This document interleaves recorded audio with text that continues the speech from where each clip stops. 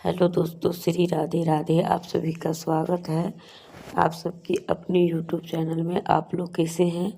ठीक होंगे, स्वस्थ होंगे, मस्त होंगे और बढ़िया ही होंगे दोस्तों। तो चलिए वीडियो को जानते हैं। और महाशिवरात्रि के दिन करना है मात्र एक ही उपाय, जो महादेव का मिलेगा आशीर्वाद। तो वो कौन सा उपाय है और कौन सी कार्य है, तो ज़रूर करना चाहिए। तो वीडियो को लास्ट तक देखिए। और वीडियो कहीं से भी बढ़िया लग रही हो तो चैनल को सब्सक्राइब करिए, वीडियो को लाइक करिए और ऐसे ही देखने के लिए अच्छे अच्छे कमेंट करते रहिए।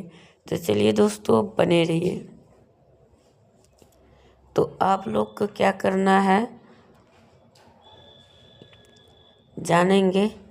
तो वो है दोस्तों कि जब आप लोग महाशिवरात्रि के दिन व्रत रख रहे हैं तो व्रत के दौरान आपको विशेष ध्यान भी रखना है।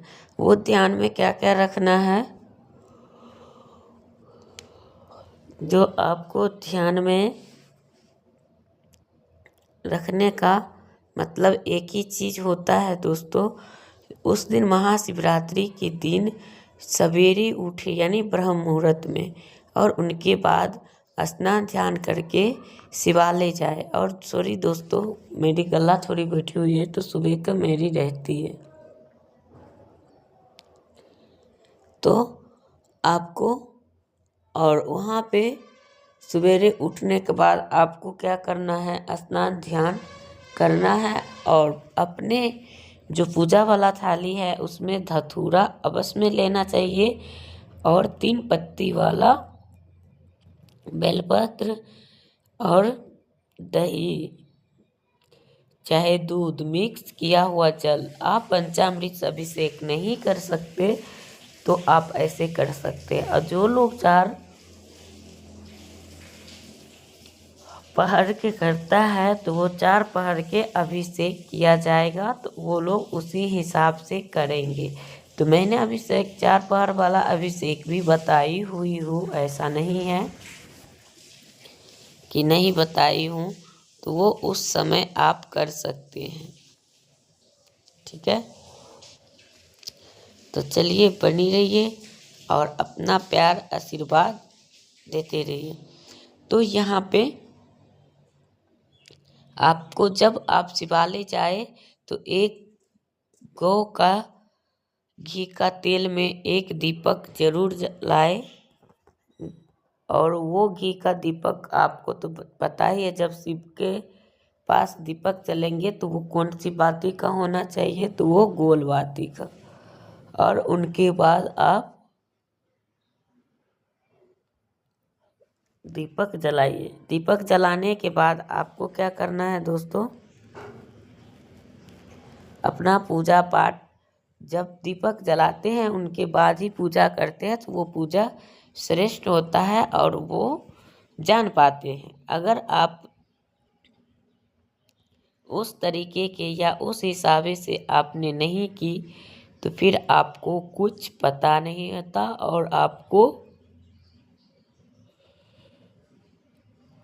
कुछ नॉलेज ही नहीं होती कि हम किस तरह से करें और कैसे करें, ठीक है। तो आपको वही करना है। और करने के साथ साथ पूजा करने के बाद आपको जो है शिव भगवान से अगर कोई उपाय के लिए आप शिवालय जा रहे हैं तो यही होता है दोस्तों। तो आपको उपाय करना है।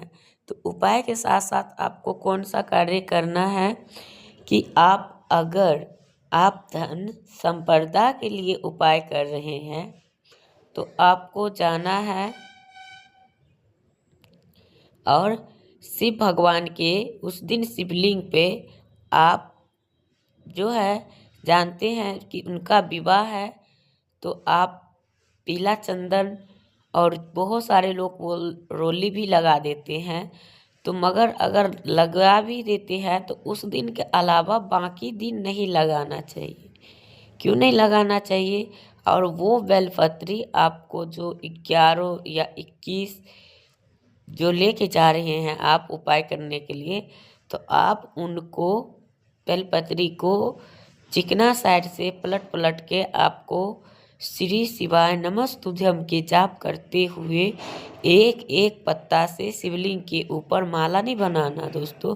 आपको 11 हो या 21 जितना मिल सके, पहले तो 21 ढूंढिएगा, नहीं मिले तो 11, और एक एक करके चिकना साइड तरफ शिवलिंग के ऊपर देंगे। और जो डंठल होगा वो जलधारा की तरफ हो तो अच्छा होता है।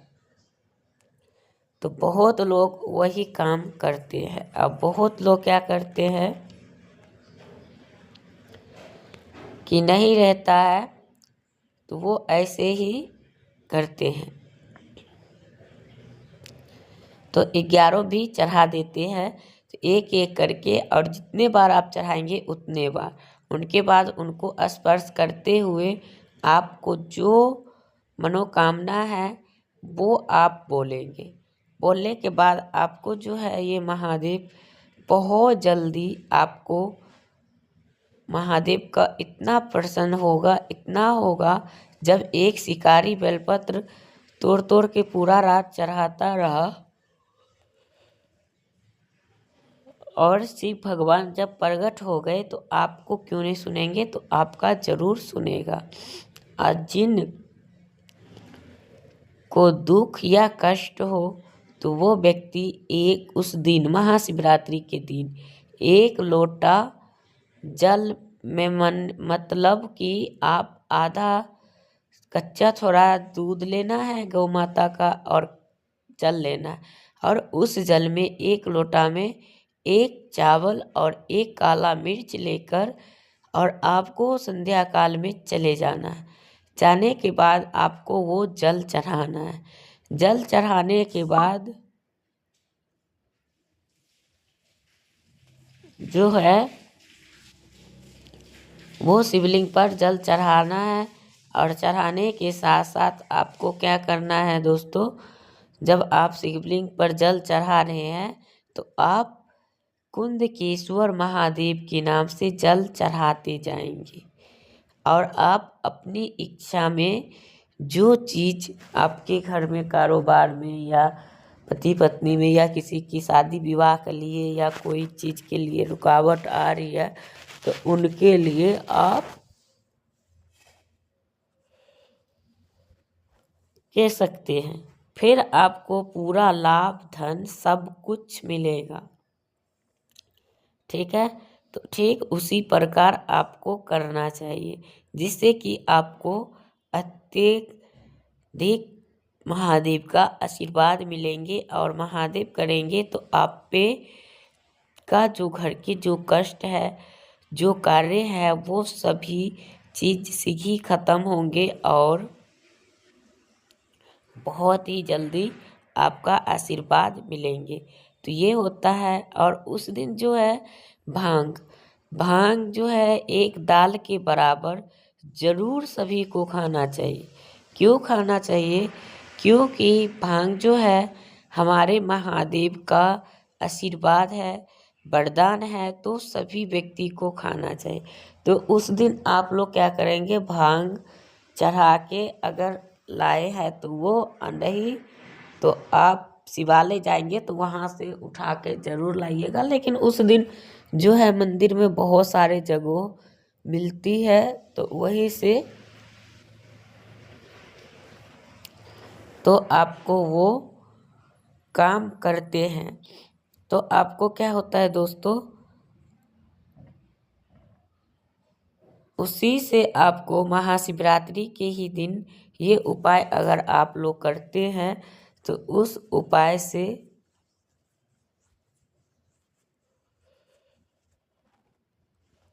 महाशिवरात्रि के दिन भांग के गोली पीस के, या ऐसे ही कच्चा भांग थोड़ा थोड़ा तोड़ के सभी सदस्य में खा लेते हैं, तो महादेव यकीन मानिए कि आपके पूरे परिवार पे अपना सदैव कृपा बनाए रखते हैं, और आपको कोई चीज़ की कमी नहीं होने देते हैं, और नहीं आपको होंगे।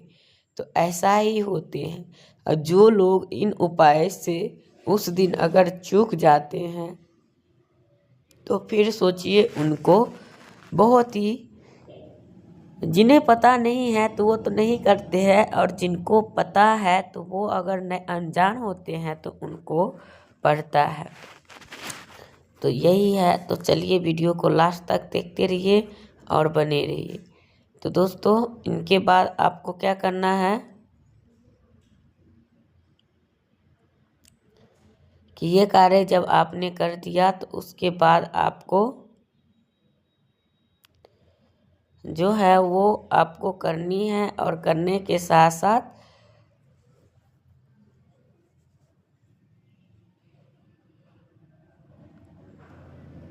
हो जाए।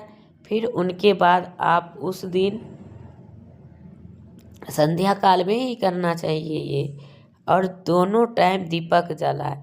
जब आपका कोई काम बन नहीं रहा हो, कोई बिगड़ रहा हो, सफल नहीं पा रही हो, तो आपको क्या करना है, आपको शिव भगवान की चौखट के लिए 5 या 7 लौंग ले लीजिए, थोड़ा सा काला तिल ले लीजिए, और जाके उनके चौखट पे उपाय करने के लिए आप जाए तो आप सबसे पहले चौखट पे ही करें।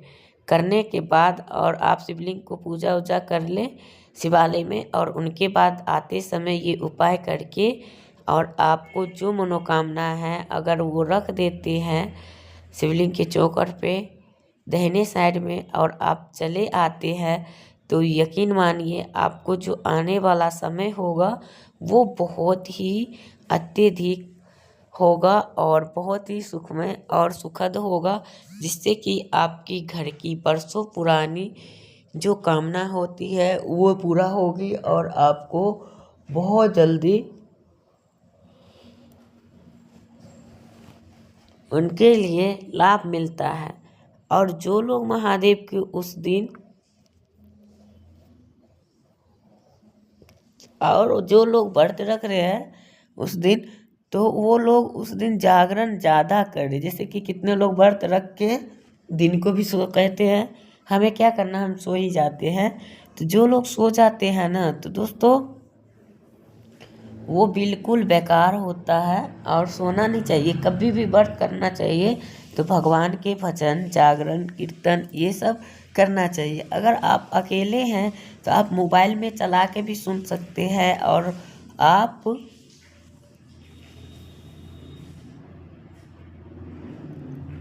कथा में भी सुन सकते हैं, और उनके बाद ही करना चाहिए। जब भी सुहागिन महिलाएं जाए तो नहीं ज़्यादा कुछ तो कलावा और से ज़रूर गठबंधन करिए। गठबंधन करना मतलब हर एक व्यक्ति को अनिवार्य है, जो कि आप लोग नहीं कर पाते हैं तो वो मतलब बड़ी प्रॉब्लम होती है, करनी चाहिए। यही है दोस्तों। और उनके बाद जो है आपको महादेव का आशीर्वाद बहुत जल्दी मिल जाता है। तो उस दिन जो है कहते हैं जो शिवरात्रि का व्रत रखते हैं तो उनका पारण विधि नियम से करना चाहिए, और जो मतलब फलाहारी कर रहे हैं तो फलाहारी करना चाहिए संध्या काल में, और सुबह में पारण करना चाहिए। और जो लोग भर दिन मुंह चलाते रहते, बहुत सारे आदमी ये भी होता है व्रत रख लेते हैं और भर दिन खाते पीते रहते हैं। तो देखिए खाने पीने का चीज़ है नहीं, अगर आप खा पी रहे हैं तो आपको जो है बहुत सारे